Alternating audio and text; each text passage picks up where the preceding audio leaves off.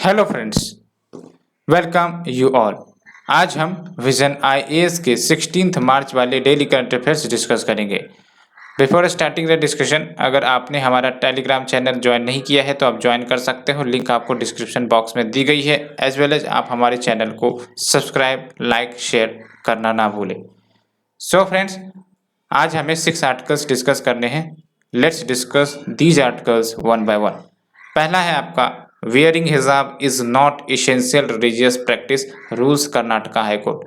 आपको ही पता है ये जो आपका हिजाब कंट्रोवर्सी है लगातार कुछ महीनों से चल रही थी और इससे रिलेटेड जो मैटर है वो कर्नाटका हाईकोर्ट में भी पहुंचा था और अल्टीमेटली कर्नाटका हाईकोर्ट ने ये जजमेंट प्रदान की है। तो क्या अन्य बातें इस जजमेंट के अंतर्गत कही गई हैं उससे हम डिस्कस करेंगे, लेकिन सबसे पहली बात हम सिलेबस की तरफ चलते हैं। तो सिलेबस में आप देख सकते हो Indian constitution, evolution, features, amendment, significant provisions, basic structure इसके अंतर्गत कवर होगा आपका। तो कर्नाटका हाई कोर्ट की जो रूलिंग है वो एक्चुअली आई है, it is all because petition file की गई थी जिसके तहत राइट टू वियर हिजाब की मांग की गई थी अलोंग विथ यूनिफॉर्म जो पहने जाते हैं इनसाइड द क्लासरूम्स। तो कर्नाटका हाईकोर्ट ने जजमेंट में क्या बातें कही है तो देख सकते हैं। According to the court, wearing of हिजाब या फिर head scarf by Muslim women does not form a part of essential religious practices in Islamic faith, that's why ये प्रोटेक्टेड नहीं है under right to freedom of religion under article 25 of the constitution, जो आपको right to religious freedom का अधिकार देता है। ठीक है, एंड अन्य बातें क्या कही गई हैं तो देख सकते हो। जो प्रिस्क्रिप्शन है स्कूल यूनिफॉर्म की, प्रिस्क्रिप्शन यानी कि जो स्कूल इंस्टीट्यूशन होते हैं वो यूनिफॉर्म की प्रिस्क्रिप्शन प्रोवाइड करते हैं कि ये कलर के यूनिफॉर्म चलेंगे, ये साइज के यूनिफॉर्म चलेंगे, तो ये सब होता है प्रिस्क्रिप्शन ऑफ स्कूल यूनिफॉर्म। तो these prescription does not violate either right to freedom of speech and expression under article 19 clause 1 sub clause A और right to privacy under article 21। ठीक है, तो दूसरा बात ये कही गई है। अलोंग विथ जजमेंट में ये कहा गया है कि जो रेस्ट्रिक्शन लगाई गई है अगेंस्ट वियरिंग ए हिजाब in educational institution is only A reasonable restriction, जो संवैधानिक रूप से परमिशेबल है।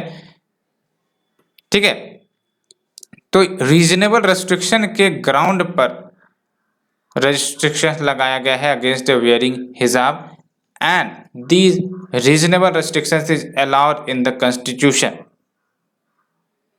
अब ये इसेंशियल रिलीजियस प्रैक्टिस टेस्ट क्या है तो देख सकते हो। ये जो कंसेप्ट है इसेंशियल रिलीजियस प्रैक्टिस टेस्ट का, ये सुप्रीम कोर्ट का एक जजमेंट आया था सिरूर मठ केस 1954 में। यहीं से ये आपका essential religious practice test evolve हुआ था, जिसके तहत सिर्फ और सिर्फ वही रिलीजियस प्रैक्टिसेस को प्रोटेक्ट की जाएंगी जो इसेंशियल एंड इंटीग्रल पार्ट है किसी भी रिलीजन का, है ना। एंड कोर्ट ने ये कहा है कि जो टर्म रिलीजन है it is a comprehensive term and it also covers all rituals and practices which is integral to a religion। लेकिन अब बताओ कौन से प्रैक्टिसेस या रिचुअल्स इंटीग्रल होंगे टू ए रिलीजन, वो कौन डिसाइड करेगा। तो ये डिसाइड करने वाली जो अथॉरिटी है सुप्रीम कोर्ट ने अपने ऊपर ली थी, ये रिस्पॉन्सिबिलिटी सुप्रीम कोर्ट ने अपने ऊपर ली थी to determine which is essential and which are not essential practices of a religion. ठीक है, ये अच्छे से याद रखना है। रिस्पॉन्सिबिलिटी किसने ली है to determine which is essential part और which is not an essential practices of a religion, तो वो सुप्रीम कोर्ट ने ये रिस्पॉन्सिबिलिटी ली है। एंड ये जो अटेम्प्ट है to differentiate essential and non essential practices वो आपका वेरियस जजमेंट में ली गई थी। सो फ्रेंड्स, हमने पहला आर्टिकल डिस्कस किया।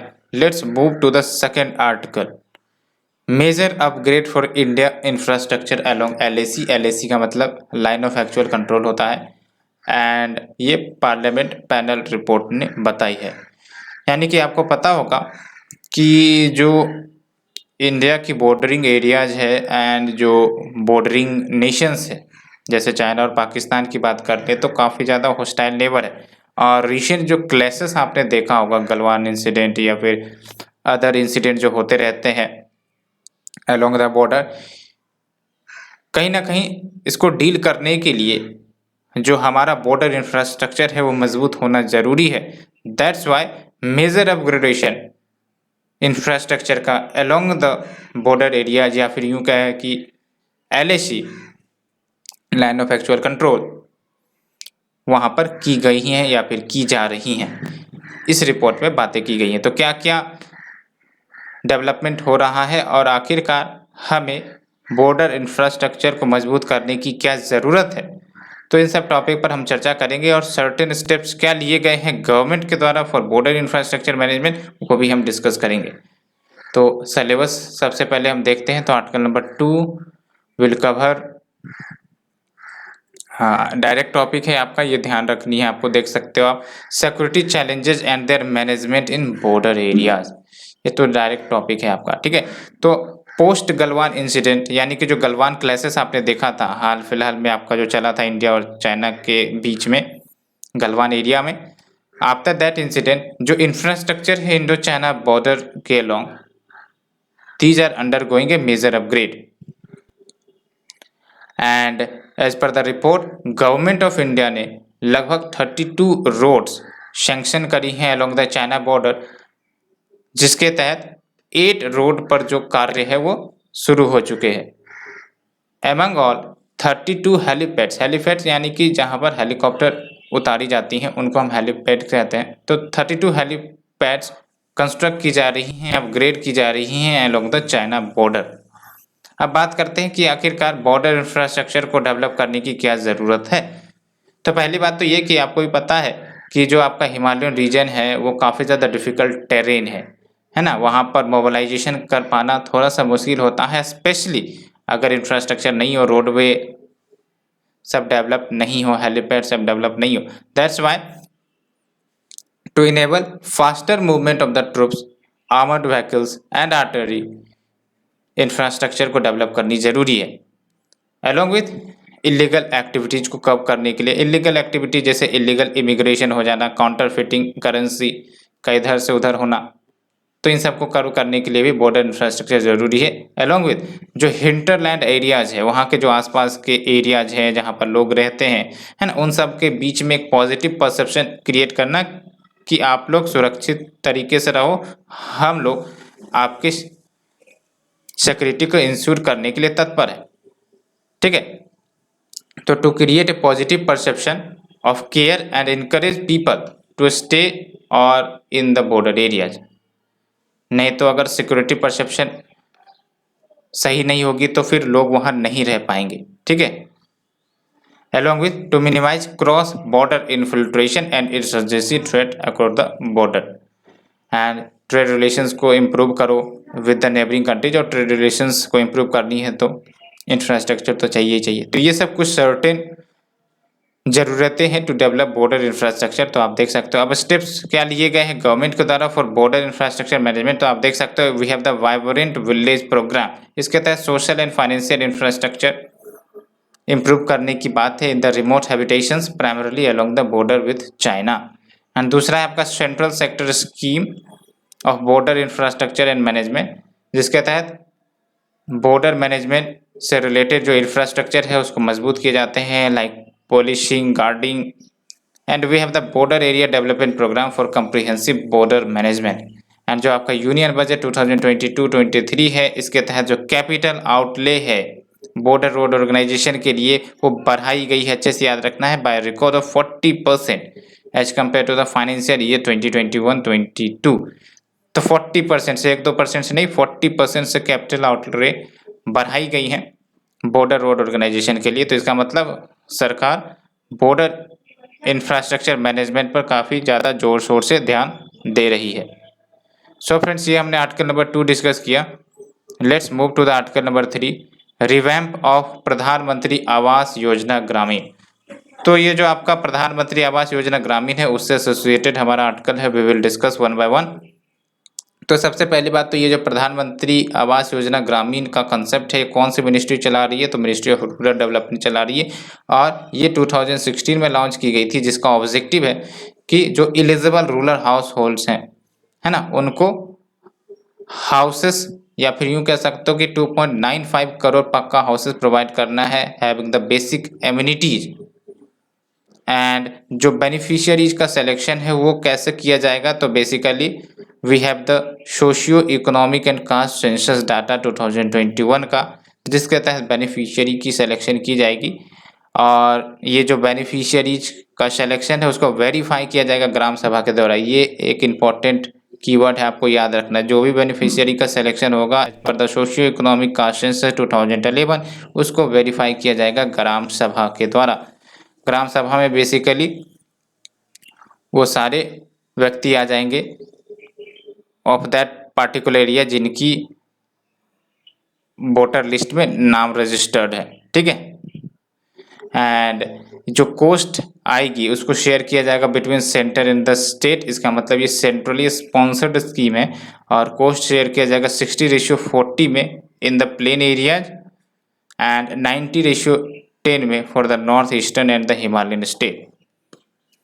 तो ये हमने बेसिक फंडामेंटल्स की बात करी। तो आप देख सकते हो जो वर्क डन चल रही है अंडर दिस स्कीम उसको और ज़्यादा इन्हांस करने के लिए क्या अन्य स्टेप्स लिए जा रहे हैं। तो पहली बात तो जो भी वेरियस पैरामीटर्स है उसको प्रॉपर मॉनिटरिंग की जा रही है, जैसे जो सैंक्शन फंड है उसमें जो गैप्स आती हैं उसको प्रॉपरली मॉनिटर की जा रही है, एज वेल एज जो कंप्लीशन ऑफ हाउसेस की वजह से अब टारगेट लेट से कि सर्टेन डेट को रखा गया था लेकिन कंप्लीट होने में वो डेट क्रॉस कर गई, तो इन सब पैरामीटर्स को मॉनिटर किया जा रहा है।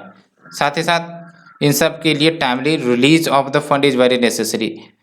तो ये भी इंश्योर किया जाएगा कि जो सेंटर का शेयर है एंड जो स्टेट मैचिंग शेयर है वो टाइमली रिलीज हो सके from the treasury to the SNA, along with regular follow up किया जाए स्टेट्स के साथ, सो दैट ये इंश्योर की जा सके कि जो लैंडलेस बेनिफिशियरी जिसको आइडेंटिफाई की गई हैं रूरल एरियाज में उसको भी लैंड मिल सके और उसको भी हाउसेस मिल सके, ठीक है।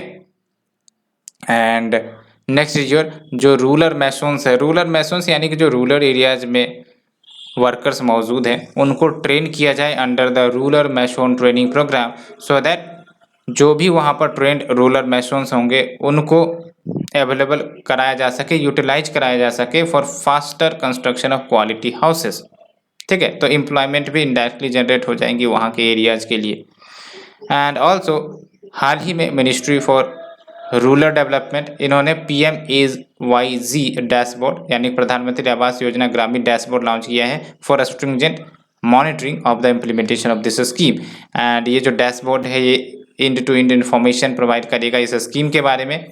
कैसे? तो सिंगल स्क्रीन विजुअलाइजेशन होगा entire physical and financial progress जो चल रही है इस स्कीम को लेकर, as well as state level reports जो है वो तैयार की जाती है ब्लॉक लेवल पर भी, एंड एनालाइजिंग द गैप्स या delays in release of the instalments, ठीक है। एंड जो प्रोग्रेस अभी तक हुई है वो आप देख सकते हो 2.62 करोड़ या फिर यूं कह सकते हो 88.81% ऑफ टोटल हाउसेस वो एलोकेट हो चुके हैं टू द स्टेट्स या यूटीज, एंड 2.27 करोड़ बेनिफिशियरी को सैंक्शन हो चुकी हैं हाउसेस बाय द स्टेट्स या UTs, and 1.74 crore houses have been completed. तो ये आपका प्रोग्रेस अभी तक हुई है। सो फ्रेंड्स, हमें सेकेंड आर्टिकल को डिस्कस किया। Let's move to the third article. India plans Rs 24,000 crore sovereign green bond as economy goes low carbon. ये आपका ग्रीन बॉन्ड का कंसेप्ट क्या होता है? आपने बॉन्ड सुना होगा, इट इज एन एग्रीमेंट, ठीक है, या फिर यूं कह सकते हो कि एक आपका डॉक्यूमेंट होता है जिस पर एग्रीमेंट होती है कि आप हमें पैसे अभी दो एंड बाद में मैच्योरिटी पीरियड के बाद आपको पार्टिकुलर इंटरेस्ट के साथ वो पैसे लौटा दी जाएंगी। ये होता है आपका बॉन्ड। लेकिन जब हम बात करते हैं ग्रीन बॉन्ड, तो ग्रीन बॉन्ड बेसिकली इश्यू की जाती है for financing the green projects. जैसे कोई कार्बन इमिशन को कम करने की कोई प्रोजेक्ट है या फिर क्लाइमेट चेंज को डील करने का कोई प्रोजेक्ट है ना। तो इन सब प्रोजेक्ट के लिए जब हम बॉन्ड इश्यू करते हैं तो वो होता है आपका ग्रीन बॉन्ड। तो अभी न्यूज में इसलिए है because India 24,000 crore sovereign green bond से जनरेट करने का प्रयास कर रही है। तो अगर हम बात करें सिलेबस की तो आप देख सकते हो syllabus article number 3 will cover, कहाँ गया आर्टिकल नंबर 3, अच्छा ये आर्टिकल नंबर 4 है। तो article number 4 will cover Indian economy and issues related to planning mobilisation of resources growth development and employment. ठीक है, तो वैसे भारत का उद्देश्य है कि लो कार्बन इकोनॉमी बनानी है। That's why India at least 24,000 rupees crore का या फिर यूं कह सकते हो 3.3 बिलियन डॉलर का आपका सॉवरिन ग्रीन बॉन्ड इश्यू करेगी। तो जो ग्रीन बॉन्ड्स है ये इश्यू की जा सकती है कंपनीज के द्वारा, कंट्रीज के द्वारा, मल्टीलेटरल ऑर्गेनाइजेशन के द्वारा, जो एक्सक्लूसिवली यहाँ पर ध्यान रखनी है, एक्सक्लूसिवली ये फंड करेगी उन प्रोजेक्ट्स को जिस प्रोजेक्ट के कारण पॉजिटिव इन्वायरमेंटल या फिर क्लाइमेटिक बेनिफिट्स होने वाली है and providing the investors with fixed income payment. And ये जो प्रोजेक्ट्स है कौन कौन से प्रोजेक्ट्स इसके अंतर्गत आ सकते हैं, तो रिन्यूएबल एनर्जी के प्रोजेक्ट या फिर क्लीन ट्रांसपोर्टेशन का कोई प्रोजेक्ट है या फिर ग्रीन बिल्डिंग का कोई प्रोजेक्ट है, तो ये सब आपके इन प्रोजेक्ट्स के अंतर्गत आ जाएंगी और इन सब प्रोजेक्ट्स को ग्रीन बॉन्ड के माध्यम से फंड मिल सकती है। और अच्छे से याद रखनी है जो वर्ल्ड का पहला ग्रीन बॉन्ड है वो इश्यू किया गया था 2007 में by the European investment bank and world bank. And बात करें बेनिफिट्स ऑफ ग्रीन बॉन्ड की, तो पहली बात तो जो क्लाइमेट चेंज रिलेटेड रिस्क अभी आप देख रहे हो इसको मिटिगेट करने में मदद मिलेगी। ठीक है, तो एक बात तो ये है। दूसरी इंपॉर्टेंट बात ये है कि ट्रांसपेरेंसी एंड अकाउंटेबिलिटी भी आएगी on the use and management of the proceed. जो भी पैसे आ रहे हैं वो पता है कि हाँ ग्रीन प्रोजेक्ट के लिए खर्च किए जाएंगे, तो proper transparency and accountability maintain हो सकेगी। And it is crucial in increasing finances to sunrise sector. जो सनराइज सेक्टर है जैसे renewable energy sector, sunrise sector यानी कि आने वाले समय में इन सेक्टर की काफ़ी ज़्यादा पोटेंशियल है ना। तो इन सब के लिए जो फाइनेंसेस है वो अच्छे से मोबिलाइज हो सकेगा इन ग्रीन बॉन्ड के माध्यम से, जैसे रिन्यूएबल एनर्जी हो गया। तो एक तो आपका एम्प्लॉयमेंट सब भी जनरेट होगा और दूसरी तरफ जो भारत सस्टेनेबल ग्रोथ की दिशा में प्रयास कर रहा है उसमें भी कंट्रीब्यूशन आएगी। Along with it satisfies the environmental, social and governance requirements and green investment mandates।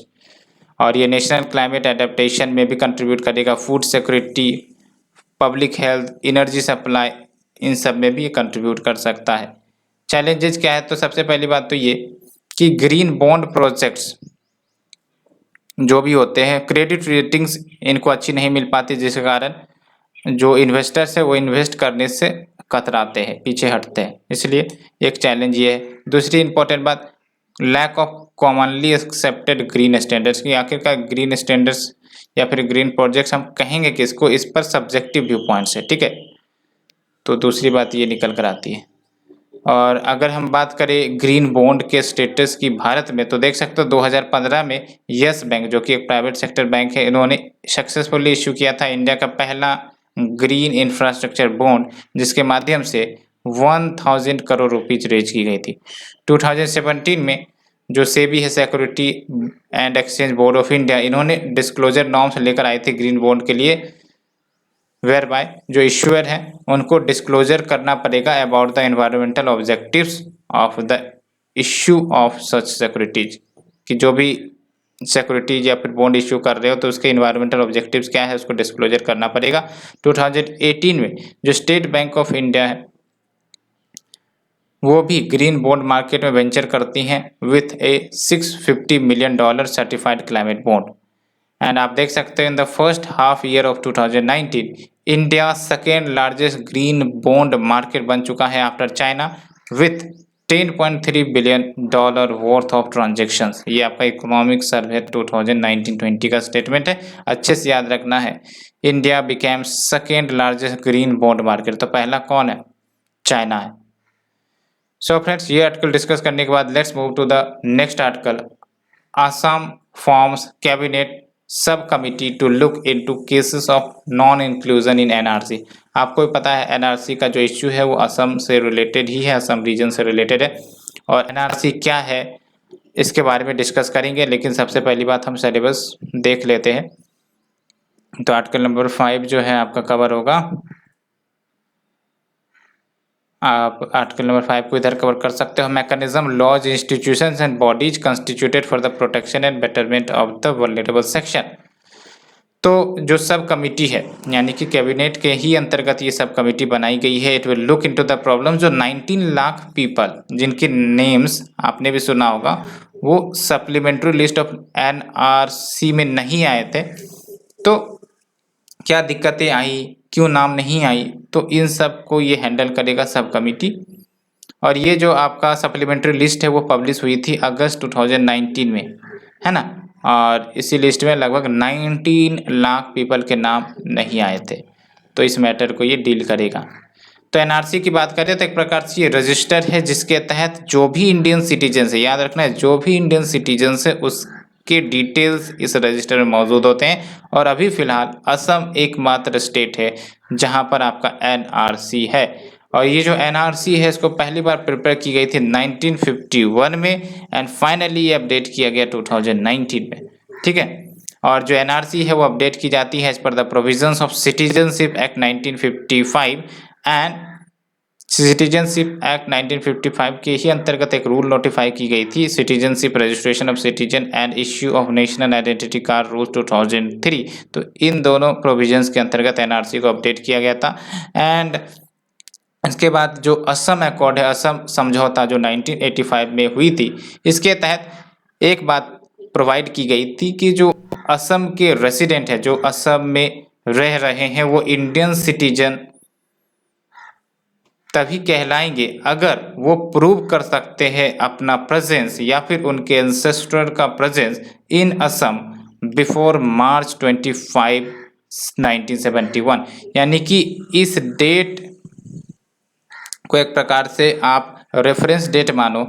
और जो भी अभी फिलहाल असम में रेसिडेंट रह रहे हैं वो इंडियन सिटीजन तभी कहलाएंगे अगर वो प्रूव कर सकते हैं कि भाई साहब इस डेट के पहले वो असम में मौजूद थे या फिर उनके एंसेस्टर असम में मौजूद थे, ठीक है। बिकॉज 1971 का पीरियड आप समझ सकते हो, बांग्लादेश लिबरेशन वॉर और इंडो पाकिस्तान जो युद्ध हुआ था और उसके बाद जो बांग्लादेश का लिबरेशन हुआ था, तो बहुत सारे जो पर्सन थे फ्रॉम द ईस्ट पाकिस्तान जो अभी फिलहाल बांग्लादेश से वो माइग्रेट होकर इंडिया में आ गए थे, असम वाले रीजन में आ गए थे इलीगली। तो इसीलिए ये डेट निर्धारित की गई है कि आप हमें प्रूव कर कर बताओ कि आप इस डेट से पहले असम में मौजूद थे या फिर आपके एंसेस्टर मौजूद थे, तब आपको इंडियन सिटीजन माना जाएगा। तो ये रेफरेंस डेट है। इसीलिए एनआरसी अपडेशन प्रोसेस जो है शुरू हुई थी following a supreme court order in 2013। And ये भी याद रखनी है, अगर किसी व्यक्ति का नाम एनआरसी में नहीं आता है तो इसका मतलब ये नहीं कि वो फॉरेनर डिक्लेयर हो गया। इनके पास ऑप्शन होती है कि वो अपना इश्यू फॉरेनर ट्रिब्यूनल्स में रखे एंड अगर फॉरेनर ट्रिब्यूनल में भी वो केस हार जाते हैं तो फिर हाई कोर्ट में भी जाया जा सकता है, सुप्रीम कोर्ट में भी जाया जा सकता है, ठीक है। तो होप ये आपका एनआरसी वाला इशू समझ में आया होगा। Let's move to the next article. Production linked incentive scheme for automobile and auto component exceeds the target. आपको पता है जो पीएलआई स्कीम है वो डिफरेंट सेक्टर के लिए लाई गई है। इसके तहत बेसिकली डोमेस्टिक मैन्युफैक्चरिंग को बढ़ावा देने का काम किया जाता है। एंड लगभग आई थिंक ये 13 सेक्टर्स को आइडेंटिफाई किए गए थे और यहाँ से क्वेश्चन भी बन सकते हैं पीएलआई स्कीम के तहत कौन कौन से सेक्टर्स आ जाते हैं। तो एक बार आप गूगल पर सर्च करके वो लिस्ट देख लेना ऊपर से, सो दैट आपको पता रहे कि इसके अंतर्गत कौन कौन से स्कीम आते हैं, ठीक है। तो सिलेबस अगर देखें तो syllabus will cover Indian economy and issues related to planning, mobilisation of resources, development, employment, इसी के अंतर्गत आपका आ जाएगा। तो जो स्कीम है ऑटो सेक्टर का, यानी कि जो PLI स्कीम ऑटो सेक्टर के लाई गई थी, इसके तहत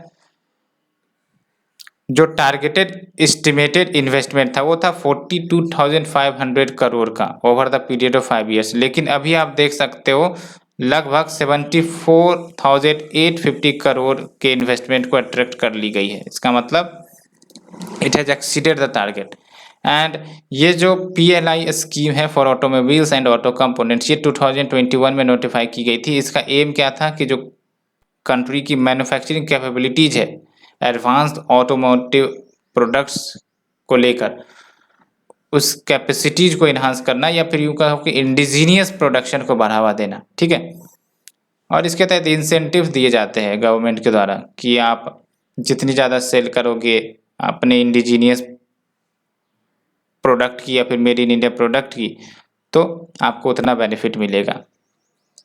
ठीक है, तो ये जो आपका स्कीम है वो 2 पार्ट में डिवाइडेड है। एक तो आपका champion original equipment manufacturer incentive scheme, और दूसरा है component champion incentive scheme. Component champion incentive scheme नाम से ही पता चल रहा है, ये जो आपके ऑटोमोबाइल्स के कंपोनेंट पार्ट्स होते हैं उनके मैन्युफैक्चरिंग को लेकर ये इंसेंटिव प्रोवाइड की जाएगी। और जो आपका चैंपियन OEM इंसेंटिव स्कीम है, ये बेसिकली बैटरी इलेक्ट्रिक व्हीकल्स या फिर hydro fuel cell vehicles of all segment, इनके लिए आपका ये एप्लीकेबल है। और जो कंपोनेंट चैंपियन इंसेंटिव स्कीम है, it is for advanced automotive technology components of vehicle, यानी कि व्हीकल कंपोनेंट जो होते हैं, है ना, कंप्लीटली नॉक्ड डाउन किट्स हो गए, या फिर व्हीकल एग्रीगेट्स, या फिर vehicle components of 2 wheelers, 3 wheelers, passenger vehicles, commercial vehicles, tractors, है ना।